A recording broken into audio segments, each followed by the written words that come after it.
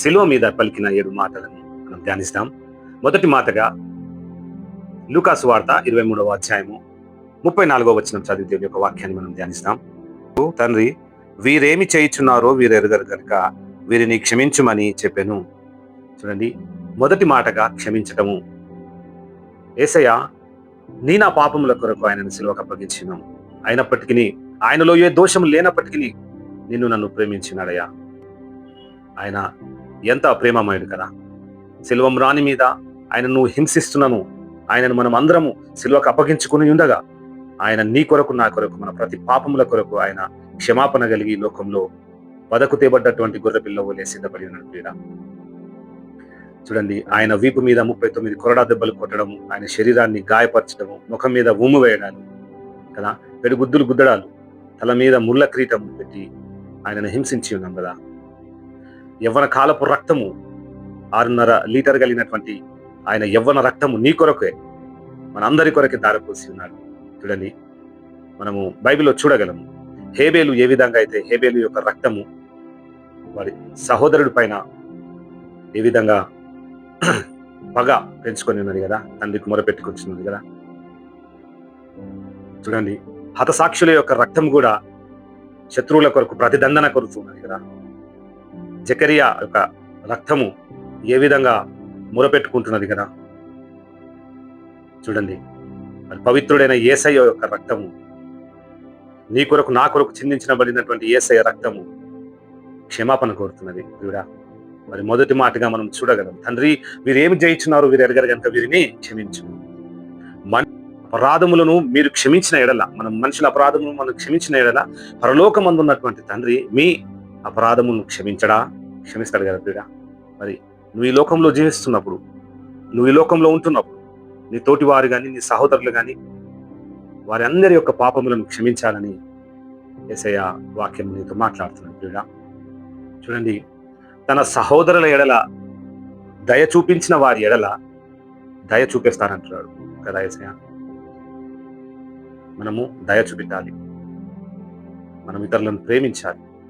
ఎందుకంటే మనకు వెలిగిచ్చేది ఎవరు? యేసయ్య. ఈ వెలుగు కలిగినటువంటి మాటల చేత మనం క్షమాపణ గుణాన్ని మనం అవలంబించుకోవాలి. మనం ఈ లోకంలో ఉంటుండగా చాలా కాలం మనం ఇప్పట్లో చూసినట్లయితే మరి గ్రామ్ స్టెయిన్ గారిని, వారి పిల్లలను, తిమోతి గారిని, ఫిలిప్ని మరి ఏ విధంగా అయితే సజీవంగా వారిని చంపి ఉన్నారో, మరి వారి భార్య అయినటువంటి, వారి చిన్న పిల్లల తల్లి అయినటువంటి యేసయ్య బిడ్డ మరి గ్రామ్ స్టెయిన్ గారి మిసెస్ ఏమన్నారంటే క్షమించి ఉన్నారు కదా. పరలోకం ముందు ఉన్నటువంటి తండ్రి మా పాపములు క్షమించినారు కాబట్టి నేను వారిని క్షమిస్తున్నాను. అదేవిధంగా ప్రవీణ్ పగడాల మిసెస్ గారు కూడా అదే మాట అనున్నది. Jesus Christ teaches us to be in peace and harmony. We have to show through our lives also. We are not here to take revenge. We are here to preach, teach His kingdom. నేను వారిని క్షమించి ఉన్నానని.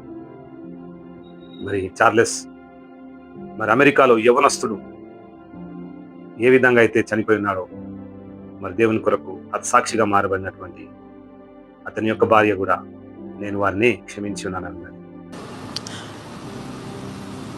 Father, forgive them, for they not know what they do. That man, that young man, I forgive him.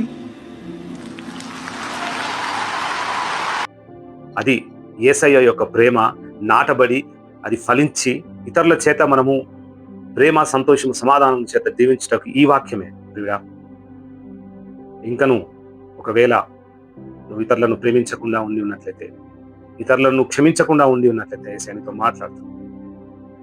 ఆయన నీ పాపములను క్షమించున్నాడు, నీ తలంపులతో చేసినటువంటి పాపములను క్షమించున్నాడు. ఆయన ఏ పాపము ఎరగనటువంటి దేవుడు నీ కొరకు సిలువ రాణి మీద అప్పగించున్నాడు.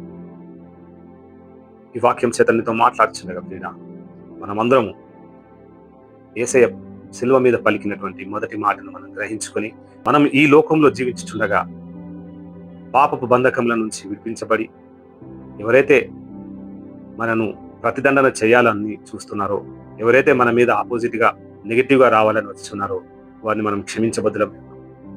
యేసయ్య చూడండి, ఆయన ఏ ఛాన్స్ లేకుండా అన్ని ఏరియాలలో ఆయనను హింసించి ఉన్నారు, కీపెట్టి ఉన్నారు, కొట్టి ఉన్నారు, ఉమ్మేసి ఉన్నారు. ఆయన శరీరంలో ఉన్నటువంటి ప్రతి అవయవాన్ని గాయపరిచి ఉన్నారు. అయినప్పటికీ ఆయన ఎంత ప్రేమమయం, క్షమించే గుణం కదా. నువ్వు ఆ విధంగా ఉండాలని ఈ వాక్యం నీతో మాట్లాడు. ఈ వాక్యము ఇంకను ప్రతి హృదయంలో వెలిగించబడి మరి వారందరూ క్షమాపణ కలిగి ఉండే కృప దేవుడు మనందరికీ దయచేయను. ఆమేన్. రెండో మాటగా శిలువ మీద పలికిన యేసయ్య మాటలు, ఈ వాక్యాన్ని మనము చదివి ఆయన పలికినటువంటి రెండో మాట మనం ధ్యానిస్తాం. లూకాసు వార్త 23వ అధ్యాయము 43వ వచనం చదివి ఈ వాక్యాన్ని మనము ధ్యానిస్తాం.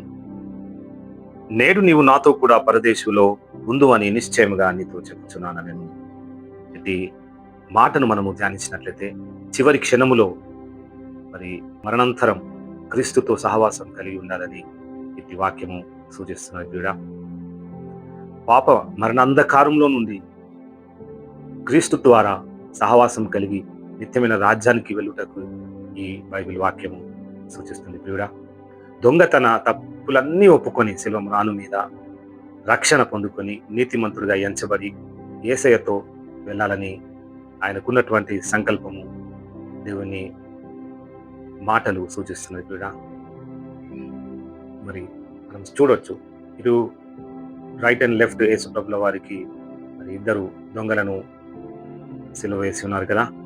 మరి డెస్మస్, అదేవిధంగా గెస్టస్ అని. మరి గెస్టస్ అనేటువంటి దొంగ సిలువ మ్రాను మీద కూడా మరి యేసయ్యను చూస్తూ ఆయనను హేళనగా మాట్లాడుతున్నట్టు చూస్తున్నాం కదా. ఆయనకు వేసినటువంటి కాళ్ళకు చేతులకు వేసినటువంటి శీలను చూస్తూ నీకు ఇంకను ఆయనను వ్యతిరేకంగా మాట్లాడుతూ ఆయనను హింసిస్తూ ఆయన పలికిన ప్రతి మాట యేసయ్యను గాయపరిచినది కదా ప్రియుడా. మరి ప్రక్కన ఉన్నటువంటి డెస్మస్ అనే దొంగ అతన్ని చూస్తూ మాట్లాడుతున్నాడు, నువ్వు అదే శిక్షా విధిలో ఉన్నావు కదా అని. మారు మనసు కలిగినటువంటి డెస్మస్ ను గుర్తిరిగిన యేసయ్య ఆయనతో పలికిన మాట, నేడు నీవు నాతో కూడా పరదేశంలో ఉండు అని. ప్రియుడా, నువ్వు ఎంత పాపివైనా, ఎంత మరణంధకారపు ఇచ్చలలోనూ ఈ సాతాను బంధకములలోనూ ఉన్నా క్షమించే యేసయ్య నీ పక్షంలో ఉండగా క్షమాపణ కోరుకో. చూడండి, దొంగకు రక్షణ సువార్తనిచ్చినటువంటి యేసయ్య కదా, మరి నీ జీవితంలో రక్షించటకు ఆయన సమర్థుడై ఉన్నాడు. వాగ్దానములు ఇచ్చి దొంగను మార్చినటువంటి యేసయ్య నీకు కూడా అదే వాగ్దానాన్ని ఇచ్చి బలపరచాలని ఆశగా ఉన్నాడు. ప్రియుడా, దొంగకిచ్చినటువంటి ఆ కృపను నీకు ఇవ్వాలని ఆశగా ఉన్నాడు. ప్రియుడా, మరి ఏ విధంగా అయితే విమోచన వాక్యములు ఇచ్చి ఆయనను రక్షించి ఉన్నాడు, యేసయ్య నీతో మాట్లాడుతున్నాడు. దొంగకి ఇచ్చినటువంటి ఆ అట్టి విమోచన నీకు ఇవ్వాలని యేసయ్య ఆశగా ఉన్నాడు. ప్రియుడా, ఇంకను నువ్వు ఈ లోకపు అంధకార క్రియలో ఉన్నట్లయితే యేసయ్య నీతో మాట్లాడుతున్నాడు. చూడండి, మనము ఈ లౌకికంగా మనం ఆలోచన చేసినట్లయితే ఆస్తుల కొరకు తండ్రిని హతమారుస్తున్న బిడ్డలను మనం చూడలేమా? చూస్తున్నాం కదా. చూడండి, తండ్రిని చంపిన బిడ్డలు తల్లి లేకపోలేరు కదా ఈ లోకంలో. ఆస్తుల కొరకు ఏ విధంగా అయితే చంపినారో, సిలువ మ్రాను మీద నీ నా పాపములను భరించు ఆయన ఎంత హింసనొంది ఉన్నాడు. ముఖం మీద ఉమ్ము వేయబడి దొంగ చేతిలో కూడా ఆయన హేళన పాలై ఉన్నాడు. ప్రియుడా, ఆయనను ప్రక్కనున్న దొంగని ప్రేమించిన యేసయ్య నీ నా పాప జీవితాన్ని ఆయన క్షమించి రక్షణ వాగ్దానం ఇచ్చిన యేసయ్య ఆ దొంగకి ఇచ్చినటువంటి రక్షణ నీకు ఇవ్వాలని ఆశపడి ఉన్నాడు. ఆ దొంగకి ఇచ్చినటువంటి ఈ వాగ్దానము నీ జీవితంలో నెరవేరాలని నేను ఆశపడు. దొంగకి ఇచ్చినటువంటి విమోచన వాక్యము నీకు ఇవ్వాలని ఆశపడి ఉన్నాడు యేసయ్య.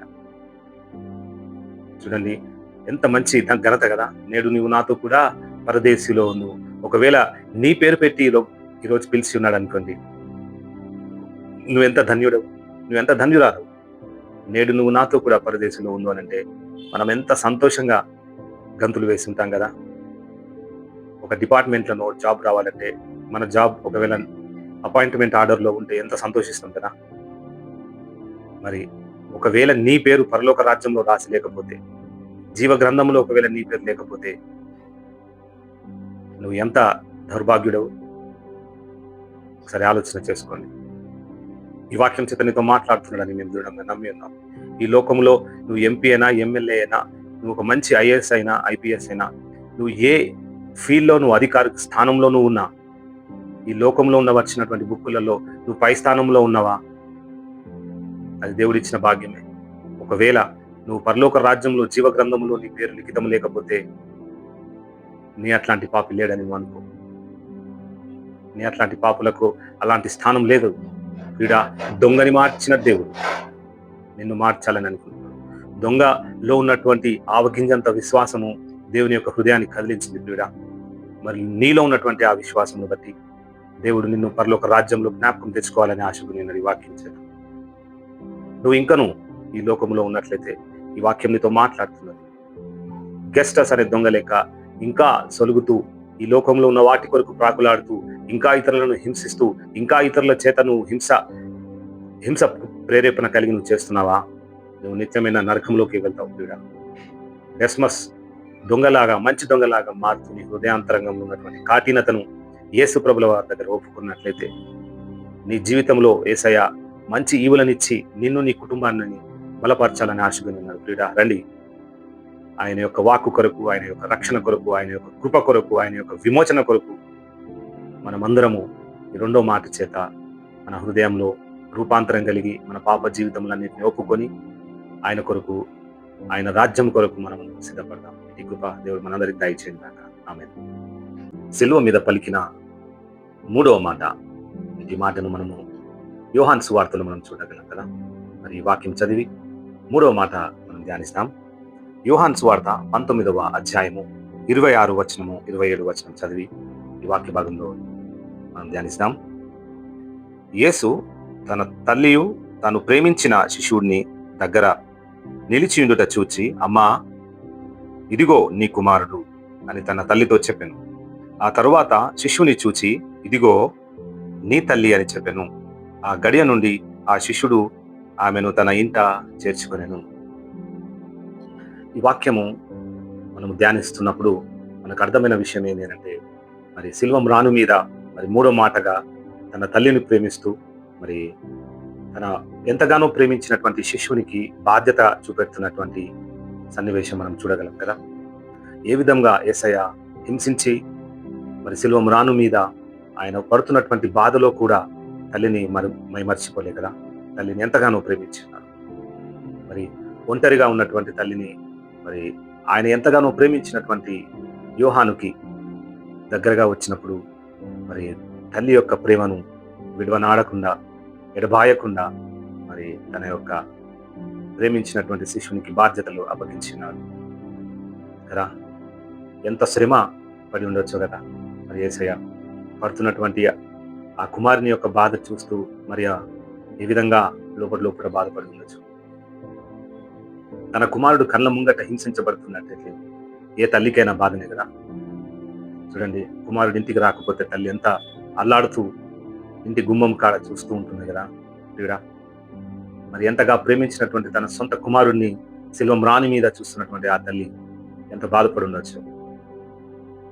అంతకు మించినటువంటి బాధ యేసయ్య సిల్వం రాణి మీద మోస్తూ, నీ నా పాపములను భరిస్తూ తల్లిని మర్చిపోలే, తల్లి యొక్క ప్రేమను గుర్తు చేస్తున్నాడు. ఈ లోకంలో ఉంటున్నటువంటి బిడ్డ, ఈ లోకంలో అంధకారంలో ఉంటున్నటువంటి కుమారుల, ఈ లోకంలో ఉంటున్నటువంటి కుమారుడు కావచ్చు, కుమార్తె కావచ్చు, సిలువలో పలికినటువంటి ఈ మూడో మాట చేత యేసయ్యతో మాట్లాడుతున్నాడు. ఎంత శ్రమ ఉన్నప్పటికీ కూడా, ఎంత బాధ ఉన్నప్పటికీ కూడా చివరి క్షణంలో ఉన్నటువంటి యేసయ్య తన బాధ్యతలను మర్చిపోలేదు వీడా. అంత బాధకరమైనటువంటి ఘటనలో కూడా ఆయన తల్లి యొక్క ప్రేమను విడనాడలేదు.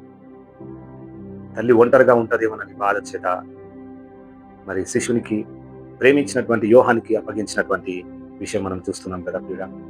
మరి నీ విషయంలో ఎందరో మనం ఈ లోకంలో చూడొచ్చు. తన తల్లిదండ్రులను మరి ఆస్తుల కొరకు ఈ లోకంలో నుంచి వారిని చంపడం కానీ, వారిని హతమార్చడం కానీ చేస్తున్నాం కదా.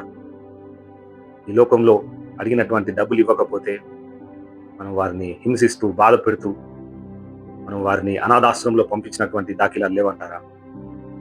ఈ లోకంలో ఏ విధంగా అయితే మనం వారిని హింసిస్తున్నామో, బాధ పెడుతున్నామో, మరి వారిని అనాథాశ్రమకు అప్పగిస్తున్నామో, మరి బ్రతికుండగానే వారిని బాధ పెడుతున్నాం.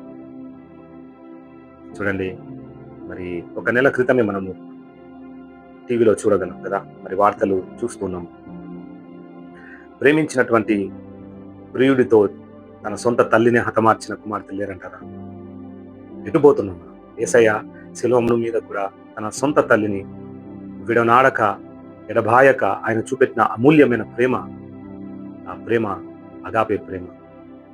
నువ్వు ఆ విధంగా ఉండాలని ఈ వాక్యం నీతో మాట్లాడుతున్నాను. చూడ, మనము చిన్నప్పటి నుంచి మొదలుకొని యవ్వన కాలం వరకు మనల్ని ప్రేమించి పోషించి కష్టములలో కన్నీరులలో వారు మనల్ని కాపాడుతూ వచ్చి ఉన్నారు కదా. మరి చివరి దశలో వాళ్ళు ఉండుచుండగా, వృద్ధాపంలో వారు ఉండుచుండగా నువ్వు వారిని ఎక్కడికి నడిపిస్తున్నావు? నీవు నీ సుఖభోగాలను అనుభవించాలని నీ సొంత తల్లిదండ్రులను అనాథాశ్రమంలో పంపిస్తున్నావా? యేసయ్య నీతో మాట్లాడుతున్నాడు ఈ వాక్యం చేత. నిర్గమకాండంలో మనం చూడగలం కదా, తల్లిదండ్రులను సన్మానించాలని మరి దేవుడు ఆజ్ఞ ఇచ్చి ఉన్నాడు. నీ తల్లిని నిర్లక్ష్య పెట్టకు, నీ తల్లిదండ్రులను ప్రేమించు. ఎంత ప్రేమ కదా యేసయ్యది. శిశువుకి అప్పగించి శిశువుకి బాధ్యతలు నేర్పించినాడు. అందుకనే చివరిలో ఒక వాక్యం ఉంది ఉన్నది, ఏమని? నీ తల్లి అని చెప్పి ఆ గడియ నుండి ఆ శిష్యుడు ఆమెను తన ఇంట చేర్చుకొనెను. నీ సొంత తల్లిదండ్రులను నువ్వు చేర్చుకుంటలేవు, నీ ప్రక్కవారిని నువ్వు చేర్చుకుంటావా? ఈ వాక్యం చేత నేను నీతో మాట్లాడుతున్నాను. పెద్దవారిని గౌరవించాలని, వారికి ఆపదలో కష్టంలో వారికి నువ్వు సహాయం ఉండాలి, నీవు ఉన్న దాంట్లో వారికి సహాయపడాలని ఈ వాక్యం నీతో మాట్లాడుతున్నాను. పెద్దవారిని ప్రేమించాలి, నీకున్నటువంటి బరువు బాధ్యతలలో వారికి సహాయపడాలని యేసయ్య, అమ్మ ఇదిగో నీ కుమారుడు మరియు ఇదిగో నీ తల్లి అని యోహాను గారికి అప్పగిస్తున్నారు కదా. మరి అలాంటి ప్రేమమయుడు ఈ లోకంలో పలికిన ఆ అమూల్యమైన మూడో మాట, నేను నా జీవితంలో రూపాంతరం చెంది మనం ఇంకనూ మన పెద్దవారిని ప్రేమించాలని, మనం ఇంకనూ తల్లిదండ్రులను గౌరవించాలని ఈ వాక్యంతో మాట్లాడుతుంది. ప్రియుడా, కొంచెం తల్లిదండ్రులకు కష్టం వచ్చింది అని తెలిస్తే కాదు చాలు, వారికి పెట్టుబడి పెట్టాలా, వారికి మంచి హాస్పిటల్స్ తీసుకెళ్లాలన్నా, మంచి మెడిసిన్ ఇప్పియాలా అని వెనుక జారుతున్నటువంటి కుమారులు లేరంటారా? వారిని పట్టించుకోవాల్సిన అవసరం నాకేందని పోయే బిడ్డలు కుమారులు లేదంటారా? అందరి కోసమే ఈ మాట, మనందరి కోసం యేసయ్య ఆ శిలువ మ్రాను మీద తన తల్లి అయిన మరియను చూసి ఎంత బాధపడుచున్నాడు కదా. మరి రేపటి నుంచి తల్లి ఏ విధంగా ఉంటుందో అని బాధ. అందుకనే బాధ్యతగా యోహానికి అప్పగించినప్పుడు ప్రేమ కలిగినటువంటి యోహాను తల్లిని చేర్చుకున్నాడు కదా. అందుకనే యోహాన్ని చాలా సంవత్సరాలుగా దీవించినాడు. ఆయనతో మాట్లాడుతున్నాడు, ఇంకను ఒకవేళ నువ్వు తల్లిని తండ్రిని ప్రేమించకపోతే, వారిని సన్మానించకపోతే, యేసయ్య చూపెట్టినటువంటి అమూల్యమైనటువంటి కలువరి ప్రేమ, అమ్మ మీద ఉన్నటువంటి ప్రేమ, సహోదరుని మీద ఉన్నటువంటి ప్రేమ నువ్వు చూపెట్టకపోతే నువ్వు నిత్యమైన నరకముకి వెళ్లాల్సిందే. కాబట్టి యేసయ్య పలికిన ఈ మూడో మాట చేత నీవు, నీ కుటుంబం, నీ తల్లి, నీ తండ్రులు, నీ తల్లిదండ్రులను ప్రేమించి నీ పెద్దవారికి గౌరవం ఇచ్చి ఈ వాక్యం నీతో మాట్లాడుతుంది. ప్రియుడా, ఈ వాక్యం చేత నువ్వు ఇంకా తాకబడినట్లయితే మరి ఆయన కొరకు, ఆయన రాజ్యం కొరకు మీ యొక్క తల్లిదండ్రులను ప్రేమించి వారికి కావలసినటువంటి మంచి ఈవులనిస్తూ మనమందరము మన కొరకు మన పాపముల నిమిత్తము సిలువలో బలి అయినటువంటి యేసయ్య యొక్క మాట, యేసయ్య పలికిన మూడో మాట ద్వారా మనం అందరం రక్షించబడి ఆయన కొరకు మనం వేచి ఉన్నాం. ఇది కృప మనందరికి దేవుడు దయచేయగాక. సిలువలో పలికిన 7 మాటలు గాను మరి 4వ మాటగా మత్తయి సువార్త 27వ అధ్యాయము 46వ వచనం చదివి ఈ వాక్యాన్ని మనం ధ్యానిస్తాం. ఇంచుమించు 3 గంటలైనప్పుడు యేసు ఏలీ ఏలీ లామా సబక్తా అని బిగ్గరగా కేకలు వేసెను. ఆ మాటకు నా దేవా నా దేవా నన్నెందుకు చెయ్యి విడిచితివి అని అర్థము. చూడండి, ఈ 4వ మాట ఎంత బాధకరంగా మరి యేసయ్య జీవితంలో చూడగలం కదా.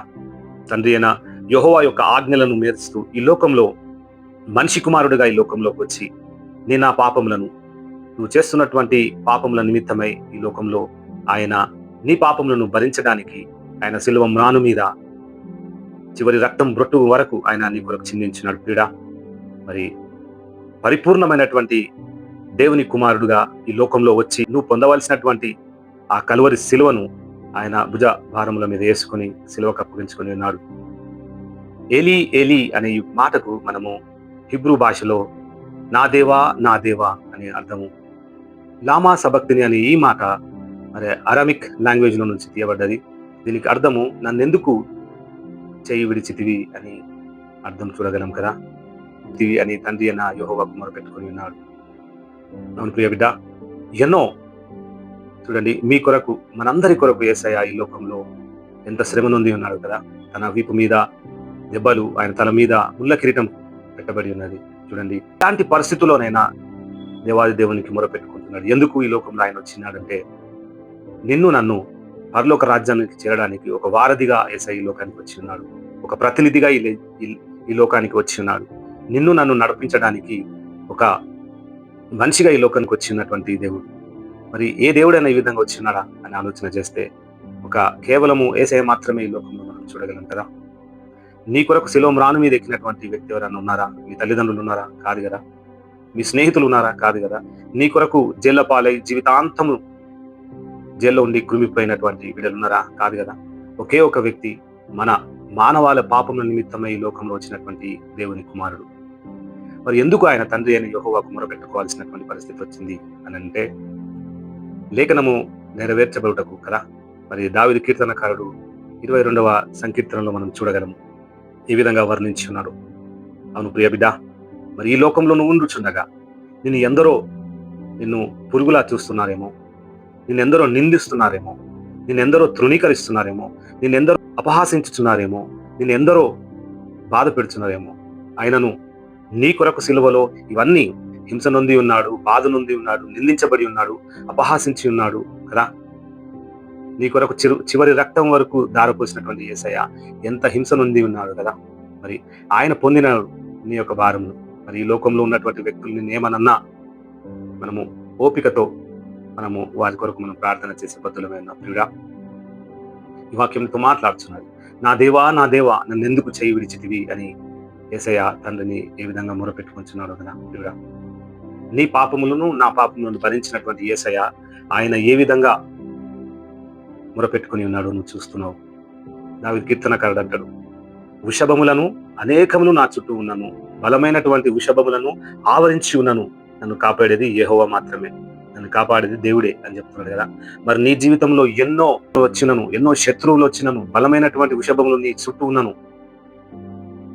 నువ్వు యేసయ్య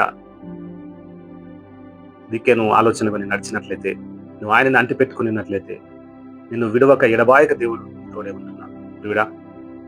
మరి ఈ లోకంలో వచ్చినటువంటి మనిషి కుమారుడు ఆయనకిచ్చినటువంటి తండ్రి యొక్క ఆజ్ఞలను శిరసా వహిస్తూ గెత్సెమేనులో మోకరిస్తూ ప్రార్థన చేస్తూ తెలుసు శిలువ రాణి మీద నన్ను తండ్రి అయిన యెహోవా విడుస్తాడని. దాన్ని ఒక్కటే పట్టుకొని యేసయ్య ఏ విధంగా అయితే బాధపడి ఉన్నాడో, ప్రార్థనలో లీనమైపోయి ఉన్నాడు. మనమందరం ఆ విధంగా మన పాపములను మోసిన యేసయ్య, మన శాపములను భరించిన యేసయ్య మన కొరకు ఆయన కల్వరి శిలువలో మరణించి ఉండగా నా పాపముల కొరకే కదా యెహోవాను విడిచిపెట్టి ఉన్నాడు కల్వరి శిలువలో.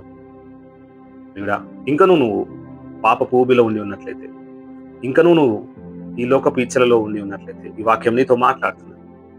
నా దేవా అని ఎవరి కొరకు ప్రార్థిస్తున్నాడు? నీ కొరకే కదా. నీ కొరకే కదా తండ్రి అయిన యెహోవా యొక్క చేతిని విడిచిపెట్టి ఉన్నాడు. నీ కొరకే కదా, నీ పిల్లల కొరకే కదా, నీ కుటుంబం కొరకే కదా, ఈ దేశం కొరకే కదా ఆయన నిన్ను నన్ను మనందరినీ నిత్యమైన రాజ్యంలో నడిపించటకు తండ్రి అయిన యెహోవా చేయి విడిచి నా పాపములను సిలువలో మోసి ఉన్నాడు కదా ప్రియుడా. ఈ వాక్యం చేత నీతో మాట్లాడుచుండగా సిలువలో పలికినటువంటి 4వ మాట నీ హృదయాంతరంగంలో నూతనమైనటువంటి బలమును, నూతనమైనటువంటి జ్ఞానాన్ని, ఈ లోకంలో ఏ విధంగా తండ్రి ఏ విధంగా కుమారుని విడిచిపెడితే ఏ విధంగా కుమారుడు అల్లాడతాడో నీ కుమారుల విషయం అంతే, నీ విషయమైనా అంతే. ఇంకను చూడండి, మనం అక్కడ చూడగలము ఇంచుమించు మధ్యాహ్నం 3 గంటల వరకు ఆ దేశమంతట్లో చీకటి కమ్మెను. అప్పుడన్నా అక్కడ ఉన్నటువంటి వ్యక్తులకు జ్ఞానం లేకపోయింది కదా. మధ్యాహ్నం చీకటి అవుతుందండి కాదు కదా. మరి చీకటి అవుతుందని అంటే ఆయన మనం అందరం గుర్తెరగవలసినటువంటి విషయం ఏంటది? దేవుడు యేసయ్య వెలుగై ఉన్నాడు కదా. నేనే వెలుగై ఉన్నాను, నేనే మార్గమును, నేనే జీవమును అంటున్నాడు. మరి ఆ వెలుగు చీకటి మయమవుతున్నప్పుడు మధ్యాహ్నం 3 గంటలకు చీకటి అయిపోయినది. ఎవరు వెలుగై ఉన్నారు? యేసయ్య మాత్రమే వెలుగు కదా. మరి ఆ వెలుగుని మనము తెలుసుకొని ఆ వెలుగు ఉన్నటువంటి మార్గంలో మనం నడిచినట్లయితే ఈ 4వ మాట చేత మీ జీవితంలో గొప్ప వెలుగులో నడవాలని, తండ్రి అయిన యెహోవాకు మనం ఆనుకొని మన కొరకు వచ్చినటువంటి వారధి కొరకు మనము సిద్ధపడాలని, మన కొరకు మనల్ని నడిపించడానికి వచ్చినటువంటి ప్రతినిధిని మనము గుర్తెరిగి వెలుగులో నడవాలని ఈ వాక్యం నీతో మాట్లాడుచుండగా ఈ కృప నీకు నాకు మనందరికి దేవుడు దయచేయంగా.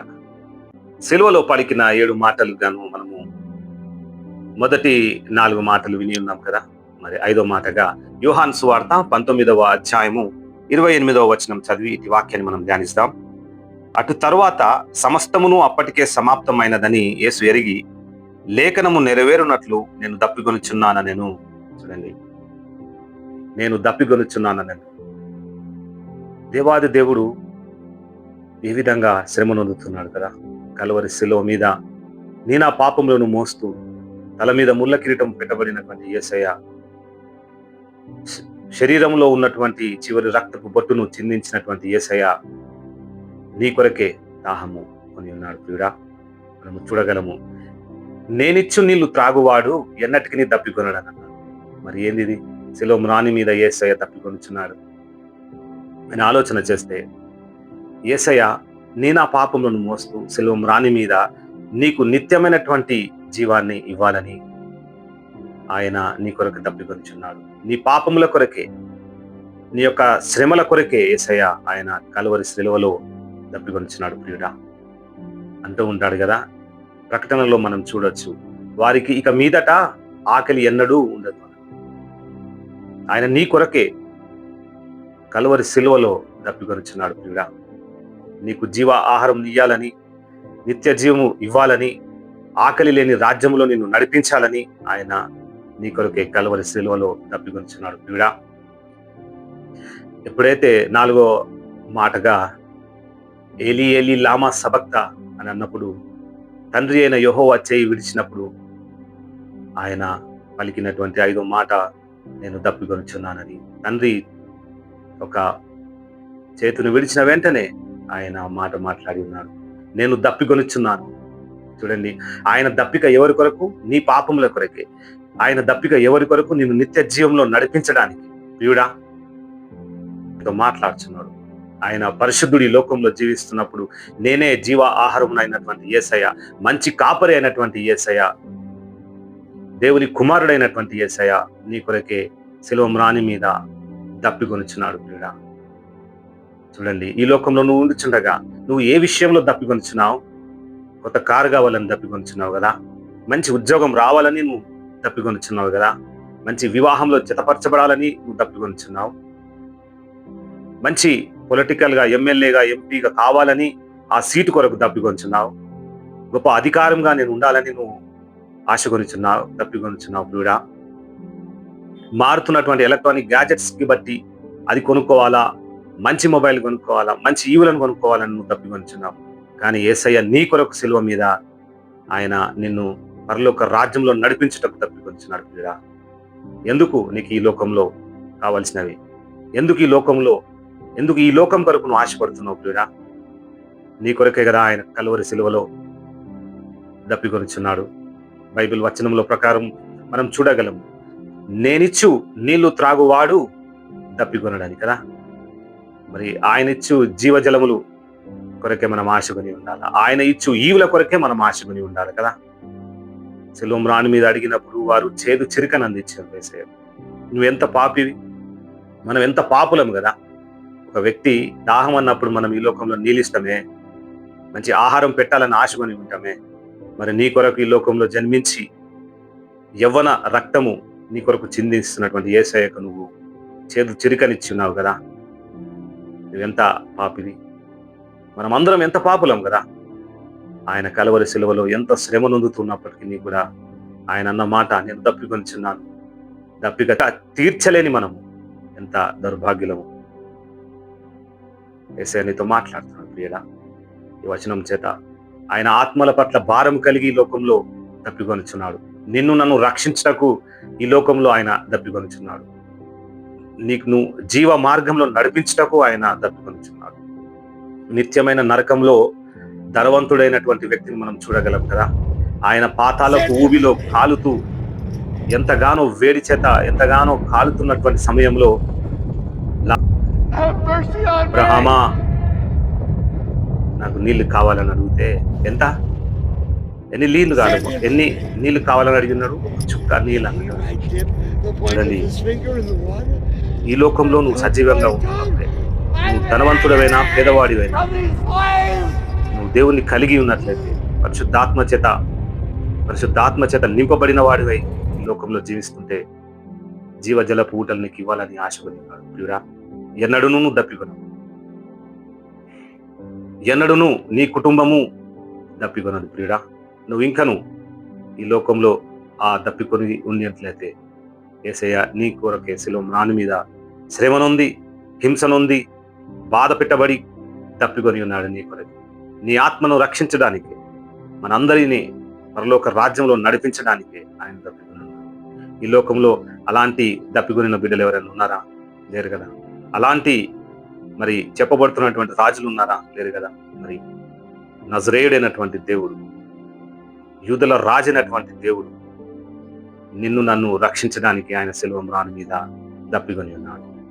ఈ వాక్యం చేత నీ హృదయంలో యేసయ్య మాట్లాడుచుండగా నువ్వు ఈ లోక పిచ్చలను దూరం పెడుతూ పరలోక రాజ్యం కొరకు మనం దప్పికొనిచు మన నిమిత్తమై శిలువ మ్రాను మీద బలియాగమవుతున్న యేసయ్యను మనం అంటిపెట్టుకొని ఆయన కొరకే ఆయన నడిపించినటువంటి మంచి మార్గంలో మనం నడవాలని దేవునితో మాట్లాడుచుండగా ఈ వాక్యం చేత నీవు నేను మనమందరము ఆ శిలువ దారిని వెంబడిస్తూ పరలోక రాజ్యం కొరకు తప్పికొని కృప మనందరికి దయచేయను గాక. ఆమేన్. యేసయ్య శిలువలో పలుకుతున్న 7 మాటలను మనం ధ్యానిస్తున్నాం కదా. ఆయన పలికినటువంటి 6వ మాట మరి మనము ఈ వాక్యాన్ని చదివి ఆ వాక్యం యొక్క ప్రాముఖ్యతను మనము ధ్యానిస్తాము. యోహాను సువార్త 19వ అధ్యాయము 30వ వచనం చదివి దేవుని యొక్క వాక్యాన్ని మనం ధ్యానిస్తాం. యేసు ఆ చిరక పుచ్చుకొని సమాప్తమైనదని చెప్పి తల వంచి ఆత్మను అప్పగించెను. చూడండి, యేసు ఆ చిరకను పుచ్చుకొని సమాప్తమైనదని చెప్పి తల వంచి ఆత్మను అప్పగించెను. చూడండి, శిలువలో ఏ విధంగా ఆయన శ్రమపడి ఉన్నాడు కదా. ఆయనను హింసించి ఉన్నాం. ఆయన వీపు మీద, ఆయన ముఖము మీద పిడుగుద్దులు గుద్దబడిన పాపులమే కదా మనము. ఆయన నా పాపముల కొరకు ఆయన ఎంతగానో శిలువ మ్రాను మీద వదకు తెబడ్డటువంటి గొర్రె పిల్ల వలె మౌనిగా ఆయన అప్పగించుకొని ఉన్నాడు. ఎందుకు ఆయన ఈ విధంగా అప్పగించుకోవాల్సిన పరిస్థితి వచ్చిందని అంటే లేఖనాలు చెప్తూనే ఉన్నాయి. మరి వదకు తెబడ్డటువంటి గొర్రె పిల్ల వలె ఆయన వచ్చి ఉన్నాడని కదా. మరి సమాప్తమైనది, ఆయనకిచ్చినటువంటి పనులను పుట్టిని మొదలుకొని శిలువ మ్రాను మీద ఆయన తండ్రికి అప్పగించుకున్నటువంటి విషయంలో మనం గమనించినట్లయితే ప్రతిదీ కూడా ఆయన ఈ లోకంలో ఏ విధంగా రావాలో వాక్యం చేత నెరవేర్చబడి ఉన్నది. ఆయన ఈ లోకంలో ఏ విధంగా శ్రమ పడాలో ఈ వాక్యం చేత నెరవేర్చబడి ఉన్నది. అదే విధంగా యేసయ్య పలికిన ఈ 6వ మాట సమాప్తమైనది. చూడండి ఏ విధంగా ఆయన పలికి ఉన్నాడు కదా. మరి దీన్ని మనము ధ్యానం చేస్తే ఆయన తండ్రి ఇచ్చినటువంటి ఆజ్ఞలను శిరస నెరవేర్చి ఉన్నాడని మనము నిర్ధారించబడి ఉన్నాం కదా. నశించిన దాన్ని వెతికి రక్షించుటకు మనిషి కుమారుడు మొదటిసారిగా వచ్చి మరి నన్ను నశింప చేయకుండా ఆయన ఉన్నతమైన రాజ్యంలో నడిపించుటకు ఆయన శిలువకు అప్పగించుకున్నాడు. ఆయన ఏ విధంగా వెల చెల్లించి ఉన్నాడు కదా శిలువ మ్రాను మీద, సంపూర్ణంగా సమర్పించుకుని ఉన్నాడు కదా. ఆయన నా పాపముల కొరకు, నువ్వు చేస్తున్నటువంటి పాపముల కొరకు, ఈ లోకంలో ఉంటున్న మనందరి పాపములను ఆయన భుజభారం మీద వేసుకొని క్రయధనము చెల్లించుకొనుచు ఆయన ఈ లోకంలో నీ కొరకు శిలువ మ్రాను మీద సాతాను యొక్క కాడిని తెంచి ఉన్నాడు. వీడా, యేసయ్య ఇచ్చినటువంటి ధన్యతను నీకు ఇవ్వాలని ఆశకొని ఉన్నాడు. చూడండి, నువ్వు పాపంలో ఉన్నట్లయితే ఆయన నీతో మాట్లాడుతున్నాడు. ఆయనకిచ్చినటువంటి బాధ్యతలన్నింటినీ సంపూర్ణంగా నెరవేర్చి తండ్రి అయిన యెహోవా సన్నిధానంలో చేర్చాలని ఆశకొని ఉన్నాడు. వీడా, సిలువలో త్యాగము, ఆయన ఏ విధంగా నీ కొరకు త్యాగపూర్ణుడై నువ్వు పొందవలసినటువంటి ఆ కలవరి సిలువను ఆయన పొంది ఉన్నాడు. చూడండి ఏ విధంగా యేసయ్య మన పాపముల కొరకే ఆయన బలియాగమై ఉన్నాడు కదా. నా ఇష్టములను నెరవేర్చుటకు నేను రాలేదు కానీ నన్ను పంపిన వాని చిత్తము ప్రకారమే నేను ఈ లోకంలో వచ్చి ఉన్నాను అని అన్నాడు కదా. మరి నువ్వు ఈ లోకంలో ఎందుకు వచ్చి ఉన్నావు? నువ్వు బాల్య దినములో ఉండి ఉన్నావుగా, యవ్వన కాలంలో నువ్వు ఉండి ఉండగా, మరి తల్లిదండ్రుల కాలంలో నువ్వు ఉండి ఉండగా, మరి వృద్ధాపంలో నువ్వు ఉండి ఉండగా నీతో ఈ వాక్యం మాట్లాడుతున్నావు. నువ్వు ఎందుకు ఈ లోకంలో నిన్ను జన్మించి ఉన్నావు? ఆయన యొక్క పని కోసమే కదా, ఆయన యొక్క ప్రేమను పంచడానికి కొరకే కదా ఈ లోకంలో మనము జన్మించినాం.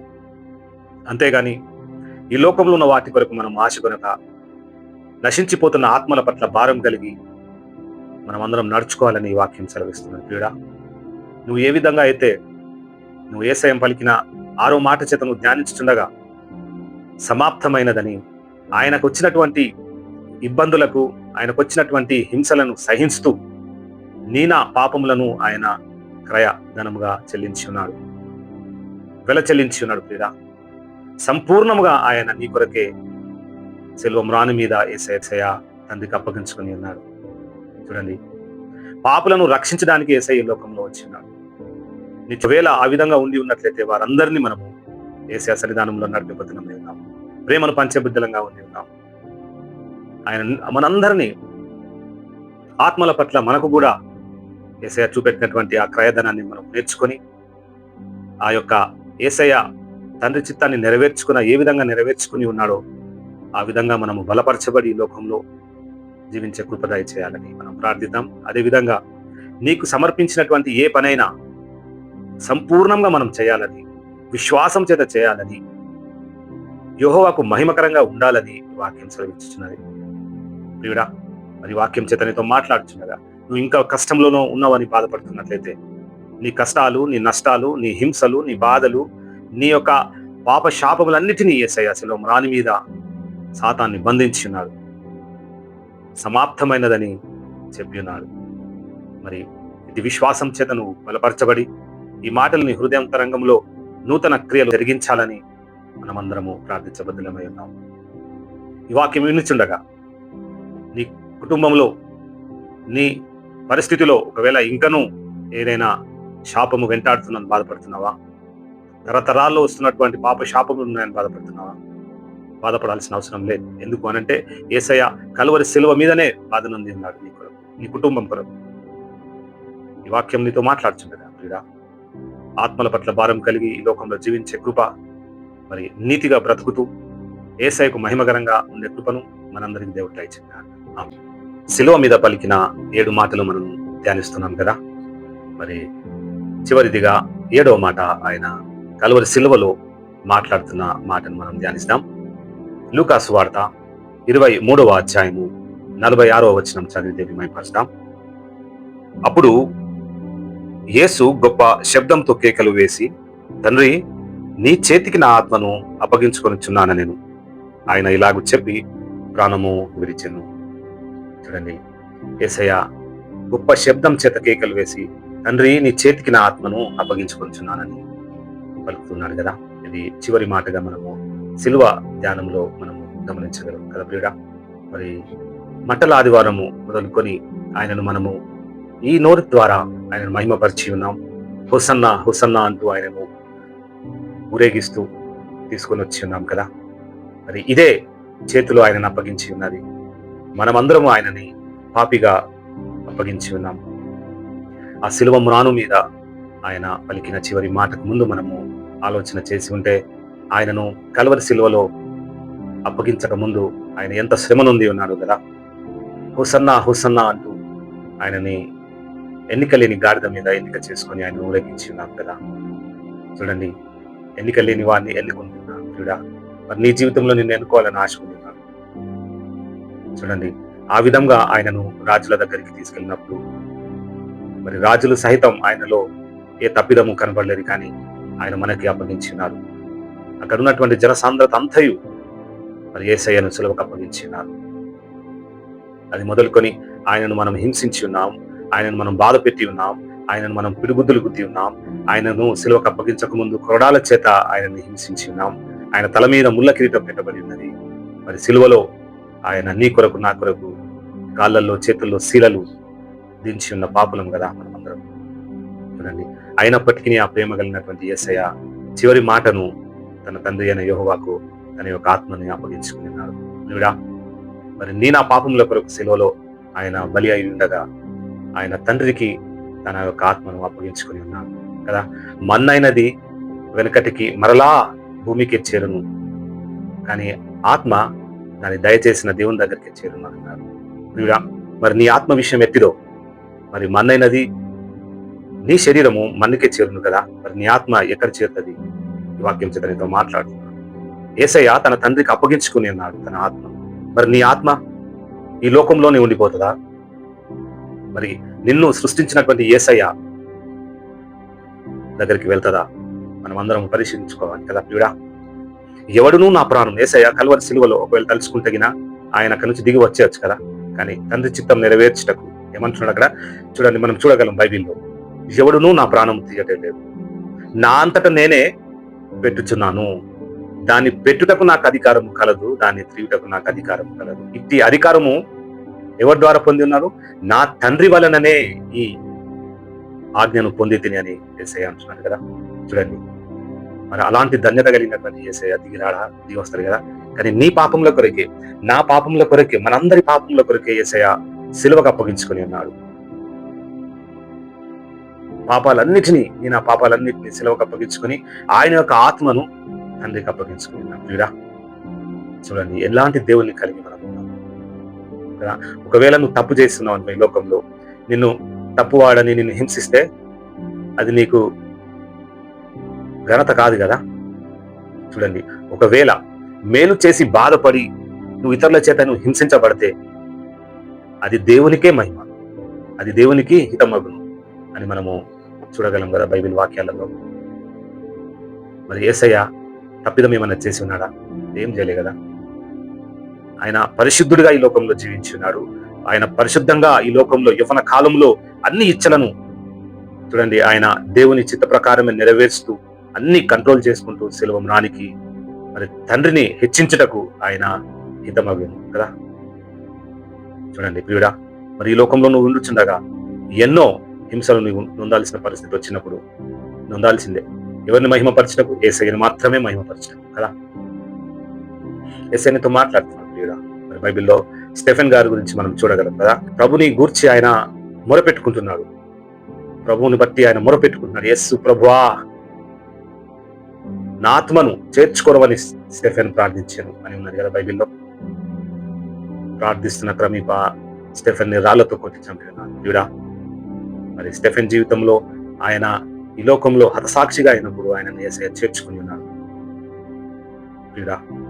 నువ్వు ఈ లోకంలో ఎందరో శత్రువులు నీ చుట్టూ వచ్చి నిన్ను హింసిస్తుండగా, బాధపెడుచుండగా, నువ్వు దేవుని ఆత్మ కలిగి ఈ లోకంలో జీవిస్తుండగా నువ్వు బలము నొందుకో.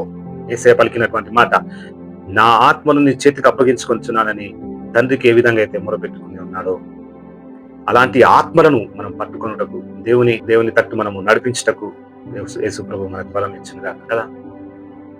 కీర్తనకారుడు కీర్తనలో ముందుగానే ప్రవచించినారు కదా, నా ఆత్మ నీ చేతికి అప్పగించుకొనిచున్నాను, యెహోవా సత్యదేవా, నన్ను విమోచించువాడవు నీవే.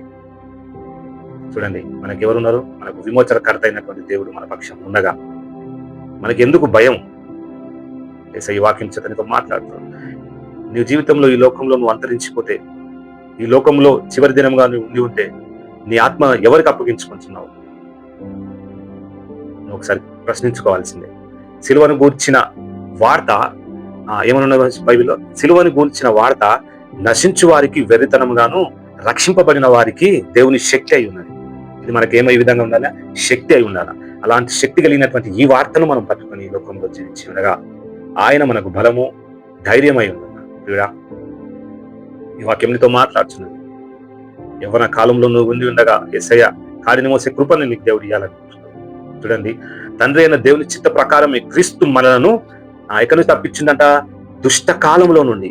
మనం ఏ కాలంలో ఉన్నాం? దుష్ట కాలంలో. యుద్ధాలు జరుగుతున్నాయి, పాపాలు జరుగుతున్నాయి, అన్ని బాధలే. ఒక దేశం నుంచి ఇంకో దేశానికి యుద్ధాలు, కావలసినటువంటి ద్రవ్యోల్బణం మనకి లేదు. మనం ఇతరుల మీద డిపెండ్ అవుతున్నాం. కొంతకాలం వస్తుంటది, దొంగలించబడుతుంటారు, ఒకరి పట్ల ఒకరు హింసిస్తూ ఉంటున్నారు కదా. మనం దుష్ట కాలంలో ఉండుచుండగా మనల్ని కాపాడేవారు ఎవరు అని అంటే దేవాది దేవుడు. మనం రక్షించే విమోచకుడు ఎవరు అని అంటే దేవాది దేవుడే కదా. మరి అలాంటి దేవుని నువ్వు కలిగి ఉండగా ఎందుకు మనకు భయం? ఈ వాక్యం నీతో మాట్లాడుతున్నది. ఒకవేళ నువ్వు ఈ లోకంలో ఇలాంటి పోరాటం పోరాడుతున్నట్లయితే, ఇలాంటి బాధలో నువ్వు ఉన్నట్లయితే, ఒకవేళ ఈ అంత దినంలో మనం ముందుచుండగా నువ్వు ఇదే రోజు నీకు చివరి రోజు అయి ఉంటే, నీ ఆత్మని ఎవరికి అప్పగిస్తున్నావు? సెలవులో పలికిన యేసయ్య నీ విషయంలో ఈ వాక్యంతో మాట్లాడుతున్నావు.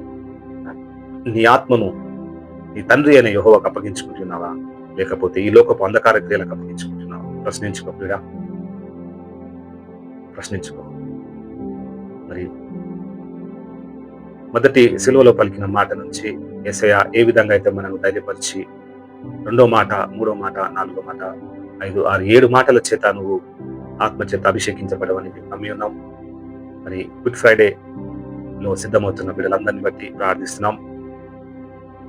ఎంతగానో ఈ వాక్యాల చేత మీ జీవితంలో ఆత్మీయ జీవితము పెంచుకోవాలని మాకు ఇచ్చిన ఇటు సమయాన్ని బట్టి, మరి ఈ వాక్యం వించుండగా మీ జీవితంలో, మీ కుటుంబ జీవితాలలో, వింటున్నటువంటి ప్రతి కుటుంబములలో దేవుడు గొప్ప మహిమకరంగా ఉండాలని మేము ప్రార్థిస్తున్నాం. మరి మా నిమిత్తమై మీరు ప్రార్థించవలసిందిగా కోరుచున్నాం. మరి వింటున్నటువంటి హృదయాలలో గొప్ప మార్పు రావాలని, మరి ఈ వాక్యము ఇతరులకు పంచాలని ఈ కృప నాకును మా సంఘమునకు ఇచ్చిన ఈ కృపను బట్టి మీకు వందనాలు, స్తోత్రాలు. దేవాది దేవునికి మహిమ, ఘనత, ప్రభావం కలుగును గాక.